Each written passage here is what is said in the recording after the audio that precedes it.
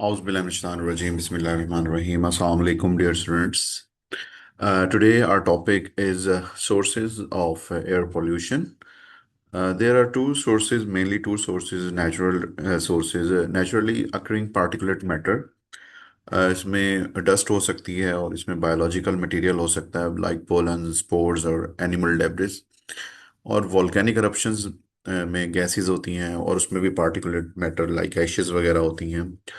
Thunderbolt बिजली की जो चमक होती है, आसमानी बिजली, जिसकी वजह से नाइट्रोजन के ऑक्साइड्स प्रोड्यूस होते हैं। अगर हम और नेचुरल रिसोर्सेज की बात करें जिसमें एलजी है जो कि हाइड्रोजन सल्फाइड प्रोड्यूस करती है, वो भी एक पोल्यूटेंट के तौर पे काउंट हो सकता है। और विंड एरोजन की वजह से, हवा की वजह से जो डस्ट वगैरह उड़ती है, वो भी पार्टिकुलेट मैटर। और ह्यूमिड जोन्स लाइक स्वैम्स, पीट बॉग्स, लिटिल डीप लेक्स, ये दलदली इलाकों के कुछ टाइप्स हैं। उनमें से मीथेन जो है वहाँ से रिलीज होती है, वो भी एज अ पोल्यूटेंट जो है वो एक्ट करती है। ह्यूमन मेड सोर्सेज जैसे कि मोबाइल व्हीकल्स हैं, cars, trucks, aeroplanes, marine engines वगैरह, factories, electric power plants, burning of fossil fuel है, और इंजन्स हैं व्हीकल के, फैक्ट्री पावर प्लांट, ये तमाम चीज़ें जो है कार्बन डाइऑक्साइड, कार्बन मोनोऑक्साइड और मीथेन वगैरह जो है वो प्रोड्यूस कर रही हैं। इवन बर्निंग ऑफ वुड जो है डोमेस्टिक लेवल पे या बड़ी किन्स में, ये भी जो है वो एयर पोल्यूशन का सोर्स का रीजन बनती हैं। Sources of air pollutants, oxides of carbon, जिसमें कार्बन डाइऑक्साइड और कार्बन मोनोऑक्साइड जो है वो कॉमन है। जो कार्बन डाइऑक्साइड और कार्बन मोनोऑक्साइड, जो कार्बन मोनोऑक्साइड है वो incomplete combustion of fossil fuel से प्रोड्यूस होता है, और ये हाईली पॉइजनस गैस होती है जो कि हीमोग्लोबिन के साथ अटैच हो जाती है और वहाँ से ऑक्सीजन को एक्सक्लूड कर देती है, जिसकी वजह से बंदा फेंट हो जाता है। और ज़्यादा देर एक्सपोजर हो इसका तो एट लास्ट डेथ भी हो सकती है। ठीक है, इसकी पॉइजनस को रिवर्स किया जाता है हाई प्रेशर ऑक्सीजन के थ्रू, इसको जो है वो रिवर्स किया जा सकता है। कार्बन डाइऑक्साइड जो है वो की ग्रीन हाउस गैस है, इसे प्राइमरी ग्रीन हाउस गैस भी कहते हैं। ये क्या करती है, हीट को ट्रैप करती है और ग्लोबल वार्मिंग का बायस बन रही है। ऑक्सीजन और कार्बन के रिएक्शन से ये CO2 जो है वो बनती है। ऑक्साइड्स ऑफ नाइट्रोजन की अगर बात करें तो nitrogen oxide and nitrogen dioxide दोनों को कलेक्टिवली NOx हम कह देते हैं। बर्निंग ऑफ फॉसिल फ्यूल से, थंडर बोल्टिंग से, और ये जो है वो लाइटनिंग से प्रोड्यूस होता है हाई टेम्परेचर पे जब नाइट्रोजन ऑक्सीजन मिलते हैं। और मजीद नाइट्रोजन ऑक्साइड जो बनता है वो मजीद ऑक्सीजन से मिलकर नाइट्रोजन डाइऑक्साइड बना देता है। नेचुरली कैसे हमारे इन्वायरमेंट में आ रहा है, माइक्रोबियल प्रोसेसेस हैं सॉइल में, अशंस में बैक्टीरिया जो है वो नाइट्रोजन के कंपाउंड को ब्रेक डाउन करते हैं। सिंथेटिक फर्टिलाइजर है ह्यूमन एक्टिविटीज में, और फॉसिल फ्यूल की बर्निंग भी ये प्रोड्यूस करती है। ये भी ओजोन की लेयर को डिप्लेट करते हैं। N2O प्रोड्यूस हो जाता है एनवायरनमेंट में इस नाइट्रोजन ऑक्साइड की वजह से, जो कि एयर क्वालिटी को इफेक्ट करता है। ऑक्साइड्स ऑफ सल्फर की अगर बात करें तो इसमें sulphur dioxide and sulphur trioxide है, जिनको कलेक्टिवली SOx कह देते हैं। These gases are emitted primarily by burning of coal and oil। और SOx जो है ये मेनली एसिड रेन का बायस बन रहे हैं, जो कि हमारे इकोसिस्टम को डैमेज कर रहा है। ठीक है। Hydrocarbon are produced naturally in various environmental process like vegetation, wildlife, volcanoes and seeps। और एंथ्रोपोजेनिक जो इसकी एक्टिविटीज है ना, ह्यूमन मेड, ये कैसे हमारे एनवायरनमेंट में आ रहा है, फॉसिल फ्यूल की बर्निंग से, ऑटोमोबाइल से, ऑयल स्पिल्स हैं, इंडस्ट्रियल और व्हीकल का एमिशन है, तो ये उनकी मदद से हमारे एनवायरनमेंट में आता है। जो मेन हाइड्रोकार्बन है जो कि एज अ पोल्यूटेंट हमारे एयर को खराब कर रहा है, that is methane. Low altitude ozone, जो हमारे इन्वायरमेंट में कुछ ट्रेसेस मिलते हैं ओजोन के, वो पावरफुल ऑक्सीडाइजिंग एजेंट है। अगर स्मॉल कंसंट्रेशन में हो तो ये नॉन टॉक्सिक है, बट इसे MCQ के तौर पे याद रखिएगा, अगर इसकी तादाद, इसकी कंसंट्रेशन 100 पार्ट्स पर मिलियन PPM हो जाए तो ये टॉक्सिक है। इंसानों, पौधों और जानवरों के लिए ये खतरनाक हो सकती है। रबड़ को खराब करती है, फैब्रिक जो डाइज होती हैं कलर को फेड करती है, डाई को फेड करती है, और रबड़ वगैरह और कपड़ों की ड्यूरेबिलिटी को और पेंट्स की ड्यूरेबिलिटी को ये डिक्रीज करती है। क्लोरोफ्लोरोकार्बन्स मोस्ट इम्पॉर्टेंट, इसको आप लाजमी जो है वो याद रखिएगा, ये आपको लाजमी शॉर्ट क्वेश्चन के तौर पे पूछा जा सकता है। और ओजोन डिप्लेशन की डेफिनेशन भी है, जब ओजोन की कंसंट्रेशन इन स्ट्रेटोस्फेयर डिक्रीज होने लगती है तो इस प्रोसेस को हम डिप्लेशन ऑफ ओजोन कहते हैं, और ये मेनली होता है ड्यू टू CFCs, जिन्हें हम कहते हैं क्लोरोफ्लोरो कार्बन्स।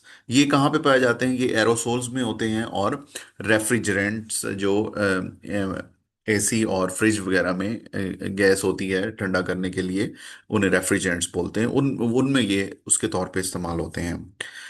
क्लोरोफ्लोरोकार्बन जो है वो स्ट्रेटोस्फेयर में जाकर ब्रेक डाउन होते हैं, एक क्लोरीन का फ्री रेडिकल प्रोड्यूस करते हैं। जो क्लोरीन का फ्री रेडिकल है वो अ, जो है UV लाइट में प्रोड्यूस होता है जब CFC टूटता है। ये एक फ्री रेडिकल ओजोन के साथ रिएक्ट करता है, और ये चेन रिएक्शन है, ये चलता रहता है अनटिल के ये पूरा रिएक्शन होके फिर दोबारा से एक फ्री रेडिकल जनरेट हो जाता है, जो कि अगले ओजोन मॉलिक्यूल को डिस्ट्रॉय करने के लिए यूज होता है। ठीक है, तो ये MCQ भी याद रखिएगा कि एक CFC का मॉलिक्यूल 1 लाख तक ओजोन के मॉलिक्यूल्स को डिस्ट्रॉय कर सकता है।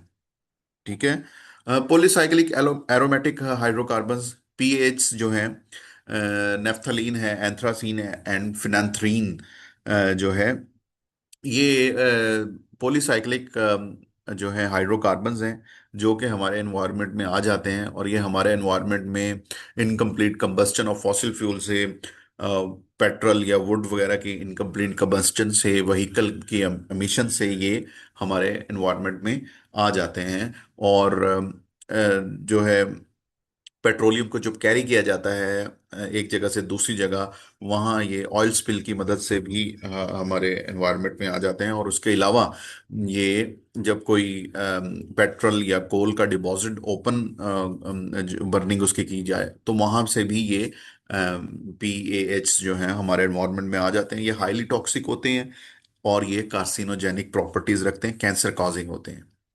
परसिस्टेंट ऑर्गेनिक पॉल्यूटेंट, ये ऐसे ऑर्गेनिक कंपाउंड्स हैं जो कि हमारे एनवायरनमेंट में एक दफा आ जाएं तो ये डिस्ट्रॉय नहीं होते, जो मर्जी कर लें, कोई केमिकल प्रोसेस, कोई बायोलॉजिकल प्रोसेस, कोई फोटोलाइटिक प्रोसेस कर लें, ये हमारे एनवायरनमेंट से नहीं जाते, इसीलिए ये ह्यूमन हेल्थ को एडवर्सली इफेक्ट करते हैं। और ये भी कार्सिनोजेनिक होते हैं, ये भी कैंसर कॉजिंग होते हैं। इनमें जो शॉर्ट क्वेश्चन के तौर पे आपसे पूछे जाएंगे, name any two pops and there uses, ये कहाँ पे यूज होते हैं, वहीं से ये हमारे एनवायरनमेंट में आते हैं। जो पॉलीक्लोरिनेटेड बाइफिनाइल्स हैं इलेक्ट्रिक इक्विपमेंट में, उनकी कोटिंग के लिए, और एडहेसिव पेंट्स वगैरह में ये यूज होते हैं। और डाइक्लोरो बाइफिनाइल ट्राइक्लोरोइथेन, अगर आप किसी फर्टिलाइज ये इंसेक्टिसाइड वगैरह की बोतल देखें तो उस पे मेन इंग्रेडिएंट जो होता है वो DDT होता है, और ये भी एनवायरनमेंट में जब आता है तो ये डिस्ट्रॉय किसी भी तरीके से नहीं हो सकता। उसके बाद है वोलेटाइल ऑर्गेनिक कंपाउंड्स हैं, जो कि इजीली इवेपोरेट हो जाते हैं रूम टेम्परेचर, जिसमें हमारे पास एथानॉल है, टॉल्वीन है, बेंजीन है, जाइलीन है, एसीटोन एंड फॉर्मल्डिहाइड। ये भी बहुत खतरनाक होते हैं, और ये भी कैंसर काजिंग होते हैं। अगर इनका शॉर्ट टर्म एक्सपोजर हमारे सामने लैब वगैरह में हम काम करते हुए कभी हमें गले में इचिंग और स्नीजिंग, छींकें, सर में दर्द, उल्टी की कैफियत हो जाती है, वो इन्हीं केमिकल्स की वजह से होती है।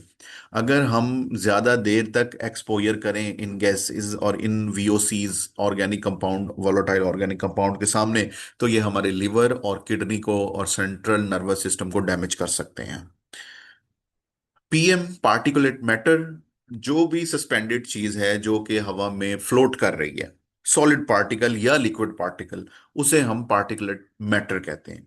उसमें ऑर्गेनिक केमिकल्स हो सकते हैं, उसमें मेटल हो सकती है, उसमें सॉइल हो सकता है, उसमें डस्ट पार्टिकल्स हो सकते हैं। नेचुरली ये वॉल्केनो से, फायर्स से, डस्ट स्टॉर्म से, और एरोसोलाइज्ड सी सॉल्ट, जब समंदर की लहरें उड़ती हैं तो उसमें से कुछ सॉल्ट हवा में शामिल हो जाता है, उसको हम एरोसोलाइज्ड सी सॉल्ट कहते हैं। ठीक है। मेन मेड सोर्सेज हैं जी, कंबस्चन ऑफ फॉसिल फ्यूल्स है, व्हीकल की एमिशन है, और टोबैको स्मोक वगैरह से ये हमारी हवा में शामिल हो जाता है। हैवी मेटल्स हैं लेड, मर्करी एंड कैडमियम। ये भी बहुत खतरनाक होती हैं, और हमारे एटमॉस्फेयर में इंडस्ट्रियल प्रोसेस से आ रही है, ट्रांसपोर्टेशन में फ्यूल बर्न हो रहा है, फॉसिल फ्यूल, वहां से ये आ रही हैं।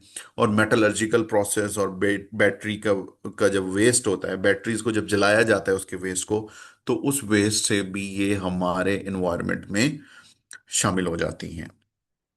सो बेटा, this was our today's topic. इसको देखें, इसको पढ़ें, और ये इम्पोर्टेंट हो सकता है आपके शॉर्ट क्वेश्चंस के हवाले से। बाकी अपना ख्याल रखिएगा। Take care. अल्लाह हाफिज।